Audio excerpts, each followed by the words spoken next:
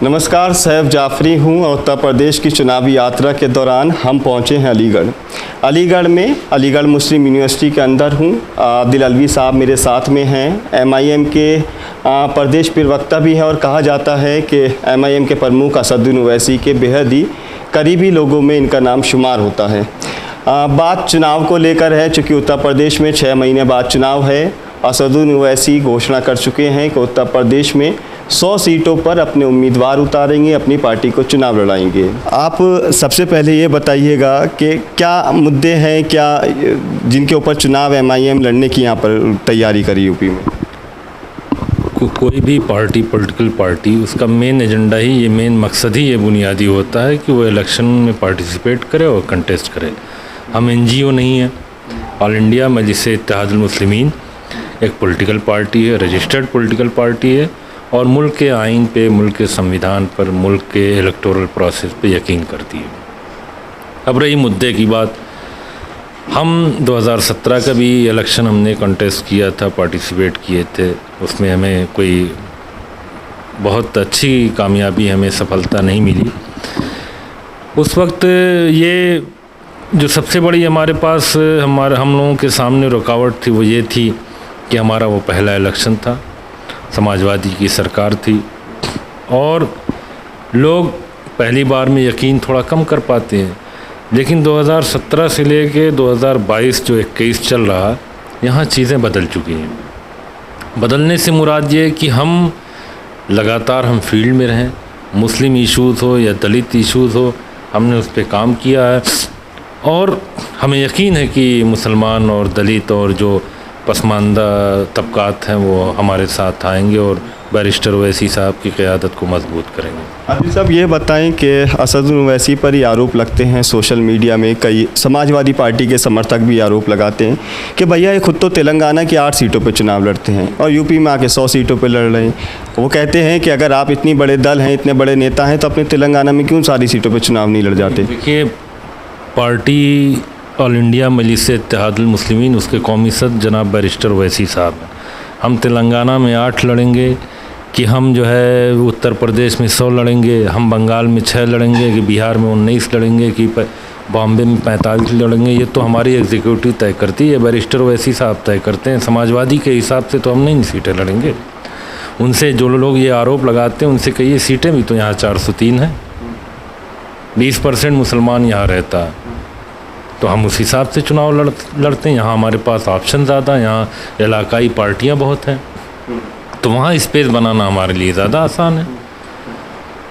अच्छा ये बताएं, आपके पास मतलब आपकी पार्टी के पास ऐसा क्या एजेंडा है, क्या प्लान है कि जो मुस्लिम है यहाँ पर समाजवादी पार्टी का वोट बैंक माना जाता है कि वहाँ से हट करके आपको वोट देगा? कुछ ऐसी खासियत भी तो होगी। पॉलिटिकल बात आपसे करूँ तो ये होगा कि साहब हम नौकरी दिलवाएंगे, मुसलमानों को जायज़ मकाम दिलवाएंगे और उसके बाद जो है जो जुल्म और ज़्यादती हो रही है उसके ख़िलाफ़ हम आवाज़ उठाएंगे, वो नहीं होने देंगे। और अगर भाई बंधु वाली बात करें तो एक लाइन की बात है कि जो वीकर सेक्शन है, जो मज़लूम तबकात हैं, जो पसमानदा तबकात हैं, उनकी जो ज़रूरत है वही मजलिस का एजेंडा। हम 18% आरक्षण वाला तो एजेंडा नहीं न तय कर सकते घोषणा पत्र कि हम 18% रिजर्वेशन देंगे, उसके बाद दिया कुछ नहीं। तो ऐसे घोषणा पत्र से, ऐसे एजेंडा और मैनिफेस्टो से तौबा करनी चाहिए और जो वादे और वही दवाम से इंसान करे, लीडर को उस पर खरा उतरना चाहिए, वरना लीडरशिप कोलैप्स हो जाती है। अच्छा, अकेला चलेंगे या कोई पार्टी गठबंधन कोई देखने को मिले? हम सबके साथ तैयार हैं जाने के लिए। जो बीजेपी को शिकस्त देगा हम उसके साथ जाने के लिए तैयार हैं और साथ साथ हमें यह भी महसूस होता है कि सियासी तौर पर हम अछूत हैं, पॉलिटिकली अनटचेबल हैं। हर आज जो मुल्क में लड़ाई है वो संविधान बचाने की लड़ाई नहीं है, मोदी और योगी से बड़ा हिंदू कौन है इसकी लड़ाई। और ये लोग यूनिफॉर्म इम्प्लीमेंटेशन ऑफ लॉ से नहीं करना चाहते हैं कि नहीं भाई मुल्क का हर शहरी कानून की निगाह में, सरकार की निगाह में, इक़्तिदार की निगाह में बराबर है। वो तो हार्ड हिंदुत्व का मुकाबला सॉफ्ट हिंदुत्व से कर रहे हैं, यही हमारी लड़ाई। अच्छा ये बताएं कि इकला चलो की जो राजनीति होती है कि भैया हम अकेले अकेले चल रहे हैं, सिर्फ एक धर्म या समुदाय के नाम पर, जैसे बीजेपी हिंदुज़म के नाम पर पॉलिटिक्स करती है, आप मुस्लिम्स के नाम पे करते हैं, तो दोनों तो एक ही हो गए ना कि भैया दोनों एक सिक्के के दो पहलू। हमने कहा कि हम मुसलमानों की पॉलिटिक्स करते हैं। मुसलमानों के नेता की पॉलिटिक्स तो आज़म खान साहब करते थे, आरिफ मोहम्मद खान साहब करते थे। मुसलमानों की पॉलिटिक्स तो सीएम इब्राहिम साहब करते थे। तो वैसी साहब तो मुसलमानों की पॉलिटिक्स नहीं करते, वो तो संविधान की बात करते हैं कि जो संविधान है जिस पे मोदी जी ने ओथ लिया है, उसमें जो उसकी जो गारंटीज़ हैं, कॉन्स्टिट्यूशनल जो गारंटीज़ हैं, उसके तहत चाहे मुसलमान हो, दलित हो, हिंदू हो, सबको उसका हिसाब मिलना चाहिए। सबको। एक सवाल ये बताएं कि असदुद्दीन ओवैसी साहब का भी बयान बहुत सुर्खियों में रहा, सोशल मीडिया पर भी, वैसी अखबार टीवी में भी, कि हम इस बार योगी आदित्यनाथ को सीएम नहीं बनने देंगे। तो आप खुद तो 100 सीटों पर चुनाव लड़ रहे हैं, फिर कैसे सीएम नहीं बनने देंगे? देखिए, ऐसा है कि ये पॉलिटिकल वार होता है। जहाँ अखिलेश अपनी यात्रा अयोध्या के राम मंदिर से करेंगे, बहन जी किसी और की मंदिर बनवा के करेंगी, कांग्रेस किसी और का मंदिर बनवा के करेगी, तो वहाँ हम तो एक पॉलिटिकल बात कर रहे हैं। और जो आदमी पावर स्ट्रगल में होता है तो चैलेंज किसको करता है? जो लोग इक़्तिदार पर बैठे होते हैं, जो ऊपर मौजूदा गवर्नमेंट होती है, उसी को तो चैलेंज करेगा आदमी। तो ये तो सबसे मैं तो कहता हूँ कि अगर इस पर रिसर्च की जाए तो इससे बड़ा पॉलिटिकल बयान किसी नेता ने दिया ही नहीं। न कभी अखिलेश ने कहा कि हम योगी को मुख्यमंत्री नहीं बनने देंगे, न कभी मायावती जी ने कहा, न कभी कांग्रेस कहती है। और लड़ सब रहे हैं। किस लिए लड़ रहे हैं? इसीलिए ना कि वो मुख्यमंत्री बने, वो ना बने। तो हम जो उसको समझिए हमारा चुनावी घोषणा, चुनावी नारा है कि हम योगी को मुख्यमंत्री नहीं बनने देंगे। तो इसमें बुराई की क्या बात है? अच्छा, ये बताएं कि यूपी में तो पहले से ही बहुत सारी सेकुलर पार्टीज़ हैं जो चुनाव लड़ रही हैं, उसमें आप अपने आप को, अपनी पार्टी को कहाँ देखते हैं चुनाव में? हम बहुत मजबूत हैं। हमारा जो दावा है वो एकदम सही दावा है कि 100 सीट पे हम जो तैयारी कर रहे हैं, हम बता देंगे कि हमारी सियासी हैसियत क्या है।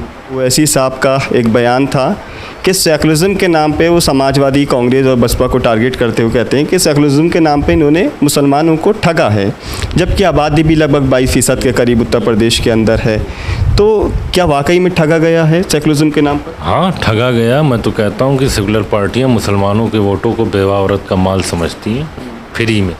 देखिए, कोई भी पार्टी हो, कोई भी हुकूमत हो, कोई भी पावर किसी को भी मिले, आपका जो क्लेम होना चाहिए, दावा होना चाहिए कि आप मुस्तकबिल को ब्राइट फ्यूचर के नाम पर आप वोट लीजिए। आप खौफ की बुनियाद पर किसी से वोट लेकर आप उसका भला नहीं कर सकते। आपको अगर मुसलमानों का भला करना, आप कहिए कि मुसलमानों को नौकरी देंगे, आप कहिए कि उनके साथ जो जुल्म, ज़्यादती, लिंचिंग, जो कुछ भी हो रहा है वो हम नहीं होने देंगे। ये क्या बात हुई कि मुसलमानों हमें वोट दो वरना बीजेपी जीत जाएगी? तो मुसलमान तो 74 साल में, मुझे तो नहीं याद है कि कभी बीजेपी को वोट दिया।